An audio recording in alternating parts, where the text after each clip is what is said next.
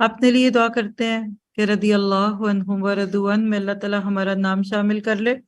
چونکہ اس دورہ قرآن میں صحابہ کرام کا یہ ٹائٹل تھا، تو آئیے ذرا دیکھتے ہیں کہ صحابہ کو رضی اللہ عنہ کا ٹائٹل کیوں ملا۔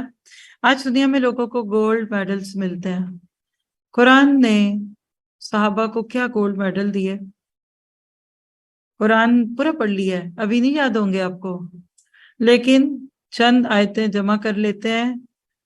اولئک هم المتقون هم الفائزون هم المفلحون هم الصادقون هم الوارثون هم الراشدون هم المهتدون هم المؤمنون حقا هم خیر البریہ علی ہدی من ربهم علیہم صلوات من ربهم ورحمہ الذین امتحن اللہ قلوبهم للتقوی کتب فی قلوبهم الایمان، اور زینت دی اس کو اللہ نے ایمان سے۔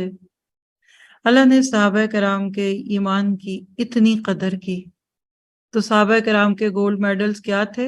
وہ تقوی والے تھے، اعلیٰ مراتب پر فائز ہونے والے تھے، فلاح پانے والے تھے، جنت کے وارث تھے، ہدایت پا جانے والے تھے، سچے مومن تھے، سچائی کے پیکر تھے، اور حزب اللہ تھے۔ کیا آپ کو ہر لفظ کے ساتھ آیت یاد آ رہی ہے؟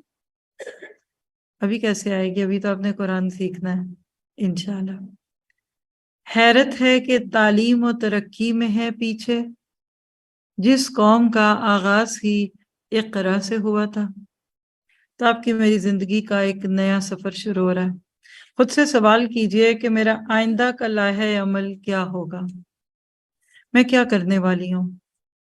اس کے ساتھ ہم نے اپنا محاسبہ کرنا ہے، اور میں اللہ تعالیٰ کی شکر گزاری، اس کے آگے تشکر کے جذبوں سے لبریز ہوتے ہوئے ان سب ساتھیوں کا شکر ادا کروں گی جو اس پورے سفر میں میرے ساتھ تھے۔